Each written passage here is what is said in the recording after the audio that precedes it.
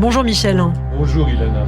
Alors Michel, vous suivez le procès des assassins présumés de Mireille Knoll. Hier soir, vous avez attendu 20h30 pour enfin entendre le début des plaidoiries des parties civiles après déjà 10 heures d'audience durant lesquelles ont été entendus des témoins et surtout Yacine Mioub, l'un des accusés dont la version a été mise à mal par la cour.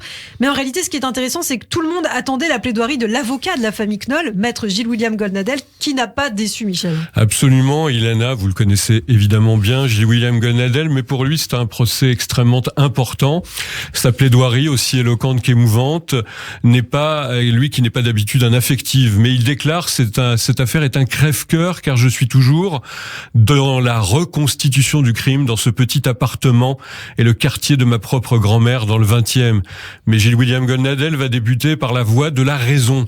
J'ai la conviction totale, inébranlable, que Yacine Mioub est le seul coupable du meurtre de Mireille Knoll. Non que Carin Bacchus soit un saint, puisqu'il est coupable du vol et de l'incendie, et je n'ai donc pas de compassion. L'avocat qui explique avoir aussi assis sa conviction, car dit-il, le frère et la mère ont dit aussi avoir des doutes. On ne saura jamais tout. Mais c'est l'eau et le feu qui ont détruit volontairement les traces. Si maître Goldnadel a une foi absolue dans la version de Carin Bacchus, c'est ce qu'il a dit. Il ne pouvait pas l'avoir inventé.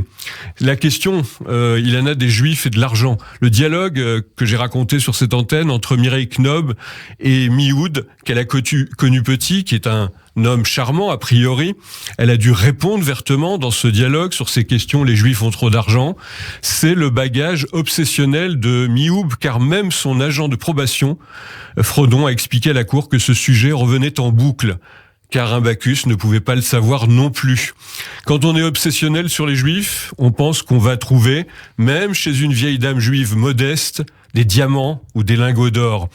Il fait aussi parler de la chevalière volée, aussi qu'il ne pouvait savoir d'avance. D'ailleurs, sur les écoutes téléphoniques, Mioub s'inquiétera auprès de sa mère de faire disparaître cette chevalière de soi-disant Mohamed William Goldnadel d'Asséné. Il va voler sa grand-mère bien-aimée. Même chose pour le trafiquant d'armes qui n'aurait pas pu assister en Algérie à l'enterrement de sa sœur à cause, dit-il, de Madame Knoll. L'avocat a fait aussi, Michel, une démonstration sur la question de l'arrivée des deux hommes chez la mère au 7e étage. Exactement, la disparition des preuves par la mère de Mioub, puisqu'elle jette la bouteille, le verre et le téléphone portable de Mireille. Il ne l'a pas inventé aussi. Alors comment voulez-vous que je ne croie pas à son Allahu Akbar, dit William Goldnadel, mais ce qui fonde ma conviction, ce sont deux phrases qui signent l'aveu. D'abord, il dit « La vieille allait mourir ». Justement, répond sa mère, « Pourquoi tu ne l'as pas laissée mourir ?»« Je sais, j'aurais dû la laisser la vie la bouffer. » Pour William Goldnadel, c'est évidemment un aveu.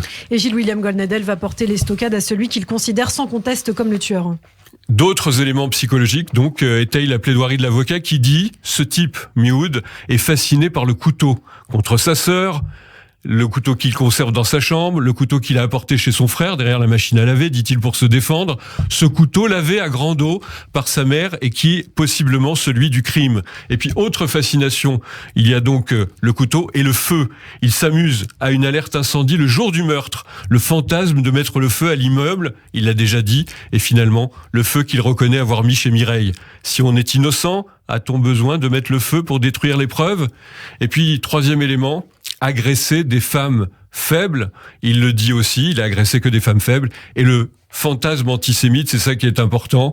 J'en connais la nature depuis 20 ans de cet antisémitisme, et il termine cette plaidoirie assez émouvante avec cette maxime, ce proverbe juif, celui qui donne sa pitié aux méchants fait du tort aux gentils. Merci Michel Zerbib, on vous retrouve demain sur Radio J.